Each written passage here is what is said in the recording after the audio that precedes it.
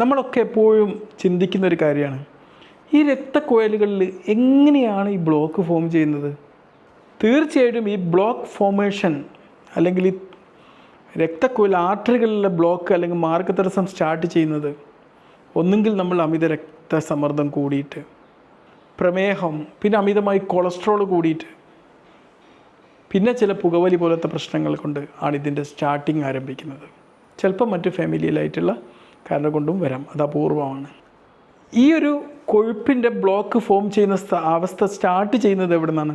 നമ്മൾ ആർട്ടറിയുടെ, നമ്മുടെ ഈ രക്തക്കുഴലിൻ്റെ ഏറ്റവും താഴെയുള്ള ആ ഒരു ചുമരിൻ്റെ ഏറ്റവും താഴെയുള്ള ലെയറിൽ നിന്നാണ്. ഇൻറ്റിമ എന്നാണ് പറയുക. നമ്മുടെ എനർജി കത്തിച്ച് കളയാത്ത ജീവിതശൈലിയുടെയും ഫലമായി ഈ കൊഴുപ്പ് ഈ രക്തക്കുഴലിലൂടെ ഇങ്ങനെ രക്തത്തിലൂടെ ഇങ്ങനെ പോയിക്കൊണ്ടിരിക്കുമ്പോൾ കുറച്ചൊക്കെ ആ ഇൻറ്റിമയിൽ പോയിട്ട് ഇങ്ങനെ തടഞ്ഞു നിൽക്കാൻ തുടങ്ങും. അവിടെ ഇങ്ങനെ കിടക്കുന്ന ഈ കൊഴുപ്പിൻ്റെ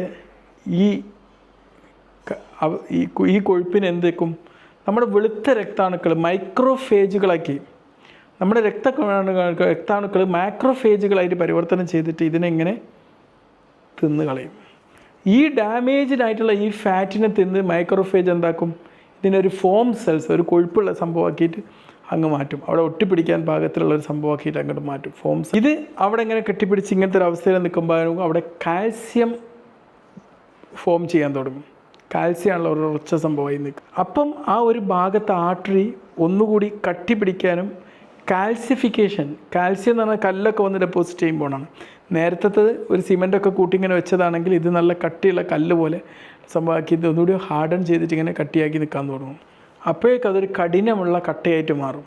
ഈ ബ്ലോക്ക് ഒരു 80% ആയാൽ, ചിലർക്ക് അത്രയും ആവണമെന്നില്ല കേട്ടോ, ഈ ബ്ലോക്ക് ഒരു ക്ലോട്ട് ഫോം ചെയ്യും. അത് എന്താക്കും? ചിലപ്പോൾ നമ്മുടെ ഹൃദയത്തിലേക്കുള്ള രക്തോട്ടത്തിന് മുമ്പിൽ വലിയ തടസ്സമാക്കി മാറ്റിയിട്ട് അവസാനം ഹൃദയാഘാതമൊക്കെ ഉണ്ടാകുന്ന അവസ്ഥ ഉണ്ടാവും.